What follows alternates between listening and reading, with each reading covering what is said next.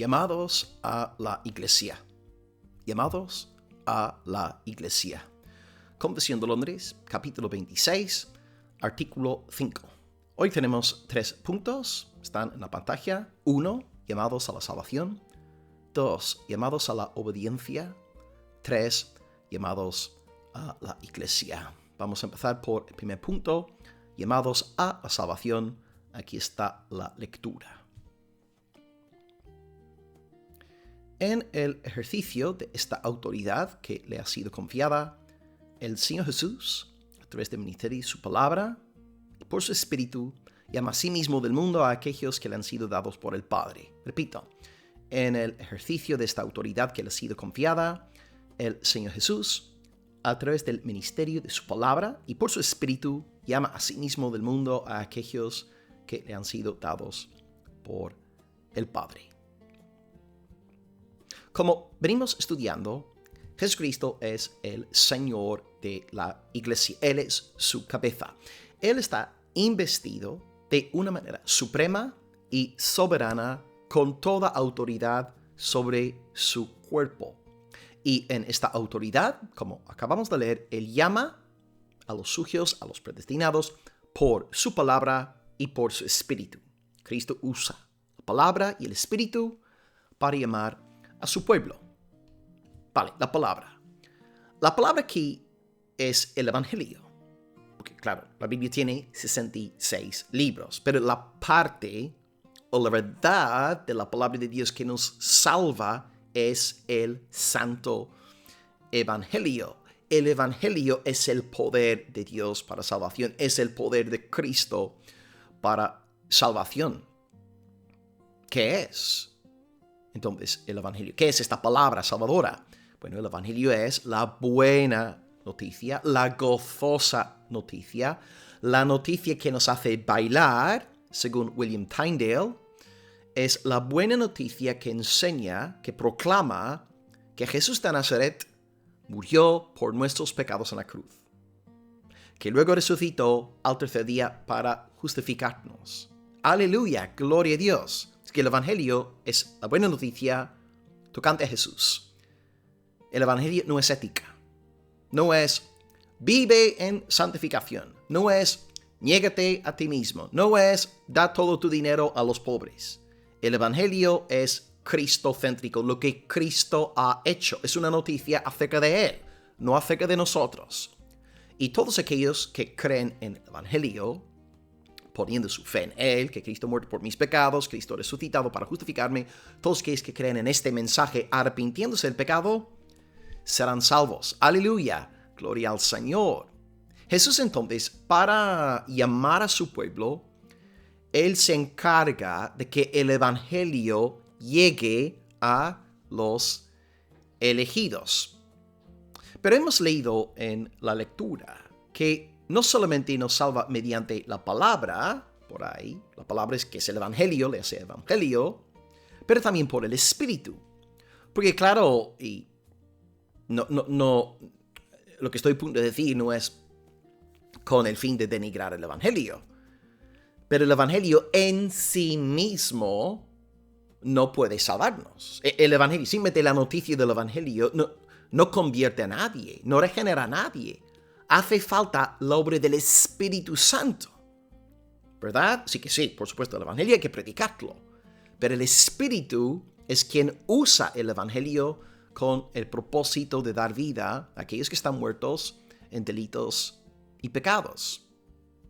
Porque claro, sí, el Evangelio, con tan solamente predicar el Evangelio, si todas las personas, ¿verdad? Todos los incrédulos, piensan todos los incrédulos que hay en el mundo, miles de millones de ellos han escuchado el Evangelio, han oído hablar de Jesús, pero permanecen en incredulidad.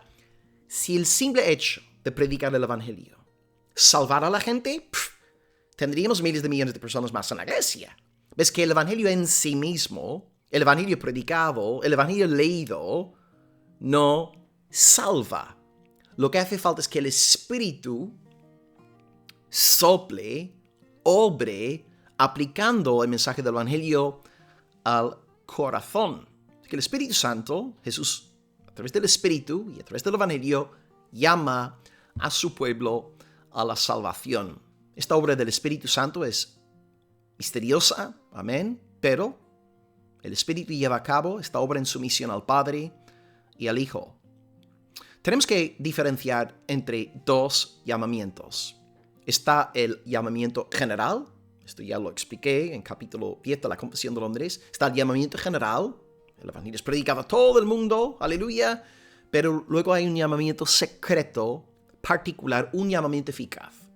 Y ahí entra en juego el Espíritu de Dios cuando Él regenera el corazón en el marco de la predicación del evangelio.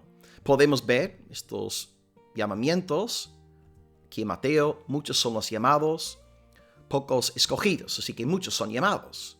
Miles de millones de personas han oído el nombre de Jesús, han sido expuestas a la predicación del evangelio, pero dentro de este grupo tan enorme, gigantesco, pocos de ellos son escogidos. Ahí tenemos llamamiento general, la predicación evangélica que es para todo el mundo, y luego la obra salvadora que llega a los elegidos en el Espíritu Santo. Así que el llamamiento general es para toda la humanidad.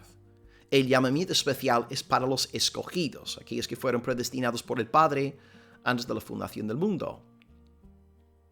Jesús murió por aquel pueblo predestinado en la cruz. Él vivió una vida perfecta en su lugar.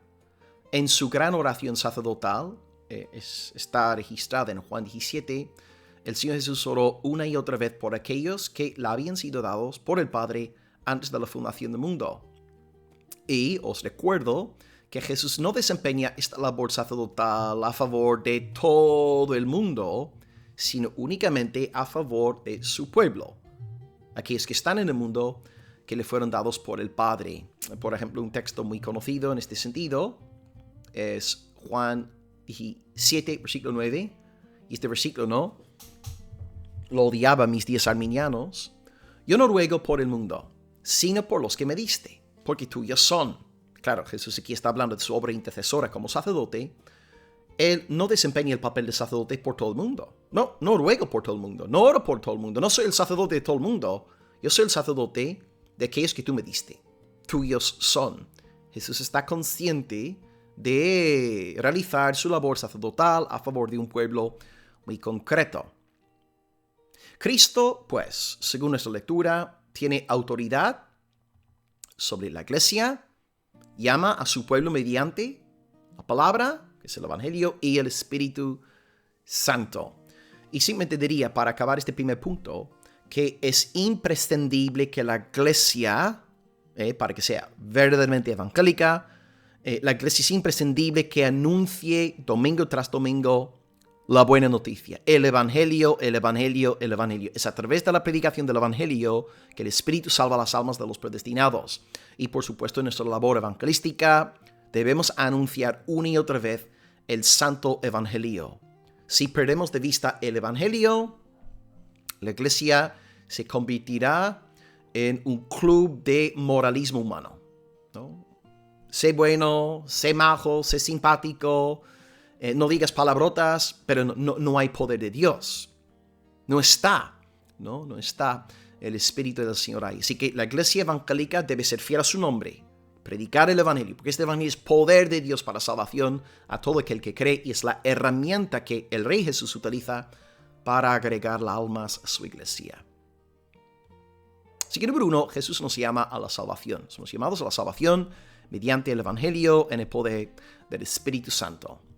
Y ahora, segundo punto, después de nosotros recibir este llamamiento a la salvación, hay un llamamiento ahora, número 2, a la obediencia. Y retomamos ahora la lectura, la confesión. Ahí está, capítulo 26, artículo 5, sigue diciendo, para que anden delante de Él, es decir, delante de Jesús, en todos los caminos de la obediencia que Él les prescribe en su palabra. Por tanto, hay un llamamiento a la salvación, pero luego, número 2, hay un llamamiento a la obediencia, para que andemos delante de Cristo en todos los caminos de la obediencia que Él nos prescribe en su palabra. Es que, por supuesto, hemos visto, en primer lugar, que hay un llamamiento a la salvación. Amén. Jesús, en virtud de su autoridad, nos llama salvíficamente. Pero número 2, según la misma autoridad de Jesús, Él nos llama a la obediencia. nos llama a la santificación. El Espíritu de Dios, el Espíritu de Cristo, no se limita a salvarnos, regenerarnos, resucitarnos. También el Espíritu de Cristo se encarga de santificarnos progresivamente. ¿Ok? Porque en la teología podemos hablar sobre la santificación inicial, la santificación definitiva y luego la santificación progresiva, ¿verdad? Hay la santificación, podemos hablar de la inicial, la progresiva y la final, la consumada, que es la glorificación. Bueno, en este segundo punto estamos interesados en la santificación progresiva, ¿de acuerdo? Recibimos un llamamiento santo. La santificación definitiva la recibimos en el día de la conversión. Pero a partir del día de nuestra santificación definitiva, está también la santificación progresiva. Empezamos a crecer en santificación, y esto está escrito también en el artículo 13.1 de la Confesión de Londres, que dice: el dominio de todo el cuerpo de pecado es destruido. El dominio de todo el cuerpo de pecado es destruido. En el cristiano es verdad que la ley del pecado sigue morando en él, sigue existiendo en él, desde luego que sí. Por esta razón pecamos hasta el día de hoy, pero el dominio, el pecado ya no ejerce dominio sobre el creyente. G.E. Williamson aquí tiene una cita que está por aquí. Ahí está, tengo una cita de Williamson y luego una segunda cita de John Murray. Dice Williamson: el dominio del pecado ha sido quebrado, aunque su presencia no esté completamente eliminada. Y John Murray dice: hay una diferencia total entre pecado que sobrevive y pecado que reina. Claro, pecado que sobrevive, sí, dentro de nosotros, los cristianos. Por supuesto, Dios nos llama a ser santos, pero todavía nosotros el pecado sobrevive. Pero el pecado ya no reina. Si hemos nacido de nuevo, el pecado no se enseñoreará de nosotros. Palabra del Señor, promesa del Señor. Así que sí, el pecado está. Pero el pecado no reina. Por tanto, no debemos utilizar la típica excusa: ay, bueno, pequé porque, bueno, soy una víctima y no puedo hacer nada. Mira, el pecado no debe reinar en ti. De hecho, el pecado no reina en ti si eres un nuevo ser en Cristo. Así que sí, el pecado sobrevive. Vamos a estar luchando contra el pecado hasta la muerte, pero el pecado ya no ejerce dominio sobre nosotros. Y ya que es así, Cristo nos llama a vivir en santificación. ¿Cómo puede exigirnos vivir en santificación si no somos regenerados? Pero ya que tenemos ahora el Espíritu, ya que somos nuevas criaturas, podemos andar en la santificación cultivando el temor del Señor. Es que todos aquí, los cristianos que estamos aquí escuchando esta clase, todos tenemos pecado en nosotros. La ley del pecado sigue en nosotros mismos. El pecado sobrevive todavía, John Murray, pero no ejerce dominio. ¿Okay? No estamos nosotros entregados a estilos de vida pecaminosos, no vivimos en impenitencia, ¿verdad? Y si vivimos entregados al pecado sin corazones arrepentidos, debemos ser expulsados de la iglesia. Disciplina eclesial, ¿verdad? Bueno, voy a poner aquí una ilustración, dos ilustraciones que arrojan luz sobre la relación entre el cristiano y el pecado. Y estas ilustraciones las coloqué en nuestros estudios sobre la santificación, en este curso también, pero son tan buenas que quería justo en este punto volver a citarlas. Williamson, de nuevo, él pone dos ejemplos. La primera ilustración está sacada del mundo de la medicina y él habla aquí de la penicilina. Dice: así como la penicilina puede parar la fiebre y de este modo destruir el dominio de la enfermedad, pero toma un tiempo antes de que borre todo rastro de esa enfermedad, así mismo sucede con el pecado. El dominio del pecado es quebrado, pero sobrevive, ¿cierto? Así que primera ilustración del mundo de la medicina. La segunda ilustración es la típica, que no solamente la utiliza Williamson, sino muchos otros autores teólogos. Cuando hablan de santificación, muchos emplean la imagen de la Segunda Guerra Mundial. Dice Williamson: así como las fuerzas aliadas invadieron a Europa y destruyeron la esperanza de Hitler de dominar al mundo, pero tomó tiempo erradicar todo vestigio de ella. Asimismo sucede también con el pecado. El pecado ya no timonea el corazón. Las líneas de comunicación más grandes han sido destruidas. El centro de control ahora está en manos de Dios. Sin embargo, con toda destreza, astucia y desesperación de un enemigo vencido, las fuerzas enemigas aún siguen sus acosos incansables de toda clase. Ahí tenéis dos ejemplos. El mundo de la medicina, el mundo de la Segunda Guerra Mundial. En nosotros, el dominio del pecado ha sido quebrado. Ya no somos títeres del pecado. Ya podemos resistirnos al pecado, pero sigue todavía morando en esos miembros, ¿verdad? Estos vestigios, estos residuos del hombre viejo. Gracias a esta realidad, a esta feliz realidad, tú puedes cultivar una vida santificada para la gloria del Señor. Tú puedes andar en santificación progresiva porque has sido santificado, ¿ok? Eres definitivamente santificado y por tanto ahora cultivas la santificación progresiva. El teólogo sistemático Robert Raymond dijo, este proceso, el proceso de la santificación progresiva, debe entenderse negativamente en términos de hacer morir las obras de la carne que aún permanecen en él, es decir, en el creyente, y positivamente en términos de crecimiento en todas las gracias salvadoras. Me encanta la ilustración de Berkhoff. Él dice que la santificación progresiva es como cuando entras en una habitación que huele mal, con el aire estancado, y lo que tienes que hacer es, ¿verdad?, quitar ese aire estancado. Pero ¿cómo lo haces? Pues tienes que abrir la ventana, ¿verdad? Abres la ventana, entra el aire fresco, y se va todo el aire estancado que apesta, ¿verdad? Sí, ahí está la doble dimensión de la santificación. Expulsamos lo antiguo, permitiendo que entre lo nuevo. Si queréis encontrar una lista, no es una lista exhaustiva, pero una lista muy buena de las obras de la carne y el fruto del Espíritu Santo, podéis encontrarla en Gálatas 5, del 19 al 23. Y ahí podemos examinarnos a nosotros mismos, ¿no? Leemos estas listas pensando, mira, ¿qué cosas me caracterizan? ¿Realmente soy un hombre espiritual? ¿Estoy andando en el fruto del Espíritu? ¿O se ve la carne en mí? Y de nuevo, recordamos que si hemos nacido de nuevo, el pecado ya no se enseñorea de nosotros, no ejerce dominio sobre nosotros.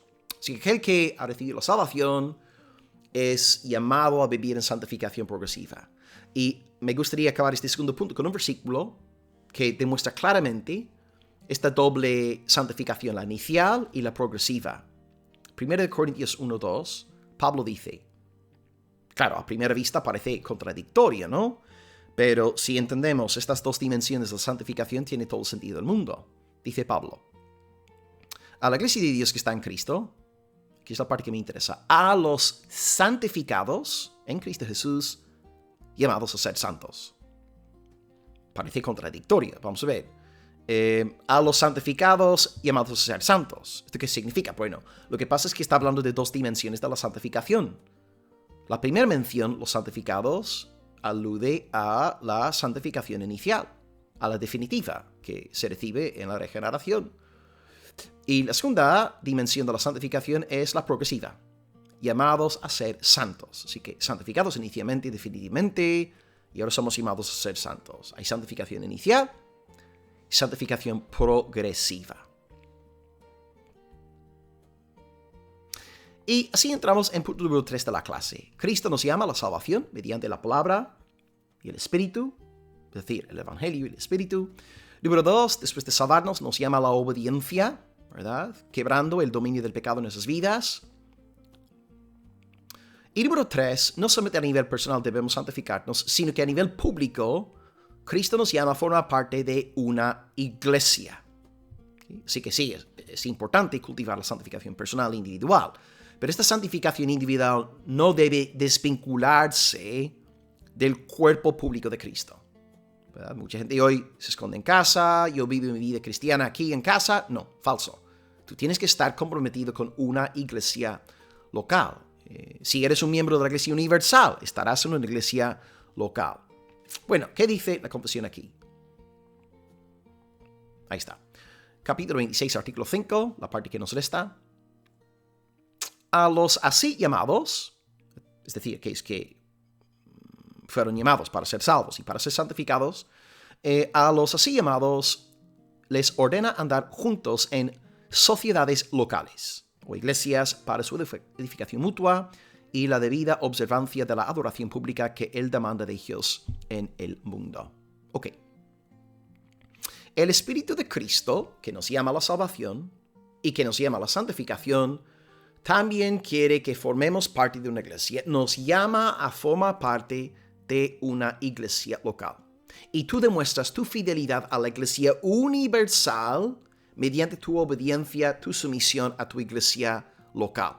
Dios quiere que tú te congregues regularmente en el marco de un cuerpo de creyentes. Y bueno, el versículo que yo cito hasta el cansancio, y creo que es uno de los versículos bíblicos que más cito desde el púlpito, Hebreos 10:25, no dejando de congregaros como algunos tienen por costumbre.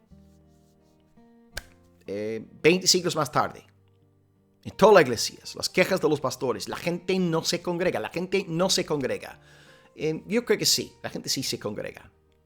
Lo que pasa es que en nuestros países acomodados, materialistas, donde todo es más importante que Dios, no nos congregamos, porque la congregación está en la última lista de nuestras prioridades. Pero en aquellos países que están siendo perseguidos, donde necesitan la comunión con otros creyentes, ahí no faltan. Ahí están al pie del cañón congregándose. Y diría también que la gente que está genuinamente regenerada, andando en santificación progresiva, esa gente sí que está comprometida con su iglesia local. Es que vale, puede haber, como bien sabemos, ¿no?, mucha cizaña entre el trigo, pero el cristiano tiene el deber de congregarse regularmente con el cuerpo local. ¿Y por qué? Porque Dios quiere que desarrollemos, según lo que hemos leído en la confesión, una relación horizontal y una relación vertical. La relación horizontal es la relación con otros creyentes, lo que la confesión aquí describe como edificación mutua, es lo horizontal, y luego lo vertical es la debida observancia de la adoración pública. ¿Okay? Es nuestro deber para con Dios. Si yo no me congrego, peco contra el prójimo y peco contra Dios. O sea, es un doble pecado. Y bueno, también contra mi propia vida espiritual. Es un triple pecado, ¿no? Bueno, en primer lugar, lo horizontal. Nos congregamos para edificación mutua. El creyente es una oveja. La oveja necesita su rebaño. Una ovejita no puede estar sin otras ovejas. La oveja no es un animal solitario. No sirve para vivir aislada, independiente, autónoma. En la congregación podemos cumplir con una serie de mandamientos que Dios da a su pueblo. Yo os pongo apenas unos ejemplos aquí, solamente los versículos que han cabido dentro de la pantalla, una diapositiva. Fijaos en estos versículos: Romanos 12:10, Gálatas 6:2, Efesios 4:32, Efesios 5:31. Si tú no te congregas, tú no puedes cumplir con estos mandamientos que son bíblicos. Y si tú no los obedeces, estás pecando. Amaos los unos a los otros con amor fraternal. En cuanto a honra, prefiriéndoos los unos a los otros. ¿Ok? ¿Cómo puedo yo amar a alguien prácticamente de mi iglesia local si no me congrego? Si no estoy con él, ¿verdad? No me quedo a comer con los hermanos, no estoy nunca en los cultos. ¿Cómo? ¿Cómo puedo amar a la congregación con el amor de Dios? Porque aquí no estamos hablando de simplemente amar a mis amiguitos de la iglesia, ¿no? Siempre hay mis 2-3 amiguitos que siempre los invito a casa a comer, siempre estoy con ellos, hablo con ellos, pero no quiero saber nada más del resto de los hermanos de la iglesia. Esto no es cristianismo. Tenemos que amar a todos los santos, y si no nos congregamos, no podemos cumplir con este mandamiento. El segundo texto: sobrellevar los unos las cargas de los otros y cumplir así la ley de Cristo. Número 3, sed benignos unos con otros, misericordiosos, perdonándoos unos a otros. Aquel que se aísla de la iglesia, que se desvincula de la iglesia, ¿a quién perdona? ¿Cómo puede perdonar a la gente de la iglesia? Porque no soporta ofensas, ¿verdad? No recibe ofensas. Nadie lo ofende porque vive alejado de la iglesia. Es que no puede ser compasivo, no puede ser perdonador, ¿verdad? Cuando vives con los hermanos y, bueno, te enteras de que fulano ha estado sembrando chismes acerca de ti, pues es el amor de Dios el que te lleva a perdonar a esa persona. Y Dios te va santificando a través de estas situaciones dolorosas. Pero si tú estás desvinculado de la iglesia, no puedes crecer en esa santificación progresiva. Número 4, someteos los unos a los otros en el temor de Dios. Es que piensa en una persona que, bueno, se dice ser cristiana, pero no se congrega. ¿A quién ama? ¿A quién sirve? ¿A quién soporta con paciencia? ¿A quién perdona? ¿A quién se somete? ¿Ves? Una vida sin iglesia es una vida de pecado, porque es pecado por omisión. Siempre pensamos, ¿no? El pecado es matar, robar, dar falso testimonio, pero también hay pecado por omisión. Y si yo no cumplo con la Biblia exige de mí, estoy pecando. No solamente estoy pecando cuando digo palabrotas o si me dejo vencer por la lujuria. Yo también peco por omisión cuando no me congrego. Esto es un pecado delante del Señor. Así que a nivel horizontal necesitamos la iglesia. Pero, sobre todo, por la cuestión vertical, es un asunto de obediencia. No es simplemente yo edificarme, que por supuesto, salgo edificado cuando me congrego, pero principalmente es mi deber para con mi Creador. Él exige que yo me congregue. El Salvador que murió por mí. Él da su vida por mí en la cruz y no soy capaz de obedecer sus mandamientos. ¿Qué tipo de discípulo soy, no? Si no puedo congregarme ni siquiera una vez a la semana, que hermanos, es vergonzoso. Tenemos tantas comodidades, sillas cómodas, aire acondicionado, vivimos en lujo aquí en Europa y ni podemos congregarnos una vez a la semana, hermanos, es para llorar de vergüenza. ¿Cómo estamos, no? Con Dios, para con Dios, nuestro deber para con el Señor. Sí, por supuesto, salgo edificado del culto, pero mi primera responsabilidad es mi deber para con el Todopoderoso. No es para con el pastor, para con los diáconos o... No, es Dios. Dios quiere que me congregue. Entonces dice ahí el texto que debemos congregarnos por la debida observancia de la adoración pública. La debida observancia de la adoración pública. Tú te congregas para glorificar a Dios. Dios quiere que tú alabes su nombre con una sociedad local, con un pueblo, con una iglesia. Entonces, si tú vives alejado de la iglesia, no solamente estás pecando por omisión contra tus hermanos, sino que al mismo tiempo estás pecando contra la autoridad de Dios. Y es más, como estamos estudiando el capítulo 26 de la Confesión, Dios ha dado autoridad a Jesús sobre la iglesia. Esto significa que si tú no te sometes a este mandamiento, de congregarte en obediencia al Señor, tú también estás pecando contra la autoridad de Jesús que Él tiene sobre la iglesia. Él te está diciendo, congrégate. Anda en obediencia con una iglesia local, congrégate, júntate con la asamblea de creyentes. Si no lo haces, estás pecando contra la autoridad soberana de Jesús, la cabeza de la iglesia. Es así de fuerte y gravoso. Nuestro Señor también nos dice, es una pregunta retórica, ¿por qué me llamáis Señor, Señor, y no hacéis lo que yo digo? ¿No? La gente quiere ahora entrar en membresía de iglesia y puede tirar 2-3 meses sin congregarse, pero qué locura, por favor, ¿en qué mundo estamos viviendo? Hermanos, debemos congregarnos regularmente, semanalmente, para la gloria del Señor. Dios nos regala el día de reposo para que glorifiquemos su nombre públicamente con los santos. Si amamos al Señor Jesús, amaremos a su iglesia, amaremos a su esposa. Si me amas a mí, tienes que amar a mi esposa. Si no te llevas bien con mi esposa, si no te cae bien mi esposa, si odias a mi esposa, conmigo no te vas a llevar bien.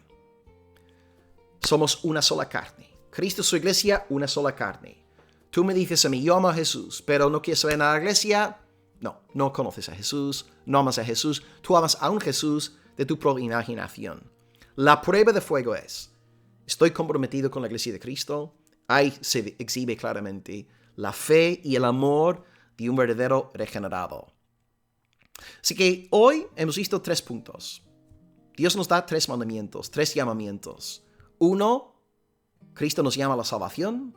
2, Cristo nos llama a la obediencia. 3, Cristo nos llama a la iglesia. Dios nos ayude pues, 1, a darle la gloria por la salvación que hemos recibido. 2, Dios nos ayude a andar en santificación progresiva hasta el día de Cristo. Y número 3, Dios nos ayude a andar mano en mano con los hermanos de nuestra iglesia local. Que sí, van a pecar contra nosotros y por supuesto tenemos que soportarlos, pero también nosotros pecamos con los hermanos y ellos tienen que soportarnos a nosotros. Y ahí está el perdón, ahí está la misericordia, ahí está el cariño, ¿no? Que ha de caracterizar a aquel que está andando en el fruto del Señor. Así que a través de esta comunión con los santos, Dios va quitando toda esa amargura y el resentimiento, el odio. No. Dios cultiva buen fruto en el marco de la iglesia local. Así que congrégate para la alabanza de Dios. Amén. Abrazos, gracias por el estudio hoy, espero que haya sido útil. Las preguntas como siempre por debajo del vídeo. Y nada, acabamos diciendo Soli Deo Gloria. Amén.